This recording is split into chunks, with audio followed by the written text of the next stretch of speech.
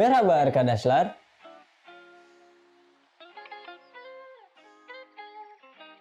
Merhaba, benim Adam Aziz. Memnun oldum. Evet, kembali lagi bersama gua, dan di video kali ini kita akan membahas tentang isim jumleleri atau dalam bahasa Inggris kita kenal dengan nominal sentences. Mungkin bagi teman-teman ya, bagi lu semua nih yang udah pernah belajar bahasa Inggris, udah nggak asing lagi dengan nama yang namanya to be ya. Misalnya I itu am, you itu are, kemudian he atau she itu is, they itu are, ya itu udah mungkin teman-teman pelajari. Dalam bahasa Turki juga ada seperti itu ya, to be seperti itu, tapi ya pasti berbeda karena ini bahasa Turki. Tamam, nggak usah lama-lama, yuk kita pelajari bareng-bareng. Nah, teman-teman, yang harus teman-teman ketahui dalam mempelajari nominal sentences atau isim jumleleri ini adalah subjek. Misalnya dalam bahasa Indonesia itu ada aku, kamu, ya saya, kamu, dia, ya kan mereka. Nah, dalam bahasa Turki juga ada ben, itu saya, sen, kamu, o, dia, biz, kita atau kami, siz, kalian atau anda, onlar, mereka. Nah, to be ya, to be dalam bahasa Turki untuk ben itu ada im, Terus yang dari sen itu ada sen, sin, sun, sun. Untuk o itu tidak ada. Kemudian untuk biz itu ez, iz, uz, uz. Untuk siz, senaz, siniz, sunuz, sunuz. Untuk onlar, lar atau ler, atau bisa juga tidak dipakai, bisa seperti itu kadang. Bagaimana cara menggunakan to be tersebut yang telah kita pelajari tadi? Cara menggunakannya adalah untuk kosakata atau kata benda ataupun kata sifat yang berakhiran atau yang huruf vokal terakhirnya a atau e, maka dia menggunakan pada ben, sen pada sen, ez pada biz, senez pada siz, ya, lar pada onlar, bisa juga nggak dipakai. Kemudian kosakata yang huruf vokal terakhirnya itu e atau i, maka menggunakan im pada ben, sin pada sen, iz pada biz, siniz pada siz, ler pada onlar. Untuk kosakata yang berakhiran dengan o atau u, maka menggunakan pada ben, sun pada sen, uz pada biz, sunuz pada siz, dan lar bisa juga untuk onlar. Kemudian huruf vokal terakhir e atau u, maka menggunakan pada ben, sun pada sen, uz pada biz, sunuz pada siz, atau bisa juga ler untuk onlar. Misalnya kita ambil contoh pada kalimat atau kata öğretmen, pengajar atau guru. Öğretmen ketika akan dimasukkan ke dalam to be tadi, misalnya menggunakan ben. Ben öğretmenim, saya adalah seorang guru, I am a teacher. Nah, to be-nya disambungkan setelah kata öğretmen. Harus disambung ya, nggak boleh dipisah. Öğretmenim, seperti itu. Ben öğretmenim. Kemudian untuk sen misalnya, sen öğretmensin, disatukan. Dan untuk biz dan juga siz sama seperti itu. Kemudian kenapa kok itu pakai im, pakai sin seperti itu?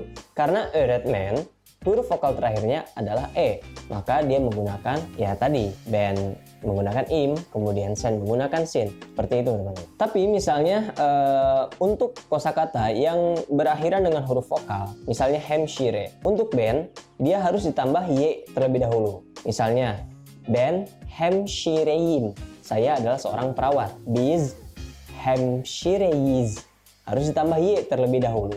Itu wajib hukumnya, nggak boleh kelewat. Nah, itu untuk kalimat positifnya. Sementara untuk kalimat negatif hanya menambahkan deil. Nah, dalam bahasa Inggris itu artinya not.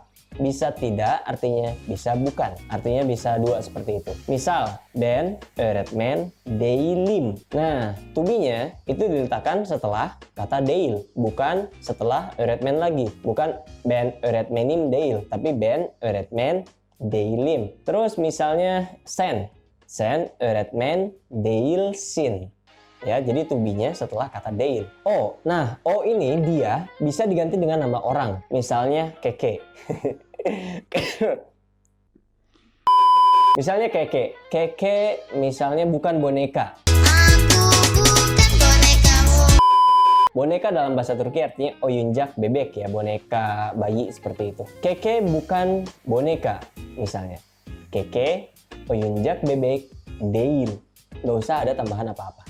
Ya, deilnya terakhir setelah kata atau kosakata yang dipakai atau yang digunakan seperti itu, teman-teman. Selanjutnya adalah kalimat tanya positif. Nah, misal dalam bahasa Inggris itu kan teman-teman mungkin pernah belajar ya. Am I a teacher? Apakah saya seorang guru? Gitu ya. Am I a teacher? Nah, dalam bahasa Turki juga ada 4 kata tanya. Apakah? Me, mi, mu, ngu. Me itu digunakan untuk kosakata yang memiliki vokal terakhir a atau e. Mi itu digunakan untuk vokal terakhir e atau i. Mu itu untuk o atau u. Ngu itu untuk e atau u. Nah, sekarang coba kita gunakan. Misalnya kayak tadi öğretmen. Ben öğretmen mi ya. Kita lihat mi. Kenapa? Karena öğretmen huruf vokal terakhirnya adalah e. Ben öğretmen miyim. Nah, to be-nya itu diletakkan setelah kalimat mi-nya gitu. Ben öğretmen miyim. Apakah saya seorang guru? Ingat ya, harus pakai y karena mi itu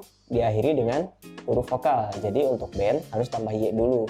Kalau untuk sen itu nggak perlu tambah y. Misalnya misin nggak bisa. Tapi sen öğretmen misin. Apakah kamu seorang guru? Seperti itu. Kalau o nggak perlu ada tambahan. Misalnya o öğretmen mi. Apakah dia seorang guru? Nah, tidak perlu ada tambahan apa-apa untuk o. Selanjutnya, kan tadi dalam kalimat negatif, contohnya adalah ben öğretmen değilim, saya bukan seorang pengajar. Berarti kalimat tanya negatifnya adalah bukankah saya seorang pengajar? Nah, dalam bahasa Turkinya adalah ben öğretmen değil miyim, ya.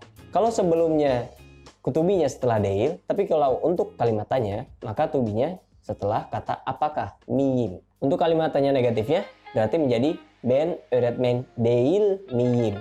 Ya, untuk sen öğretmen değil misin? Bukankah kamu seorang guru atau apakah kamu bukan seorang guru? Jadi artinya seperti itu.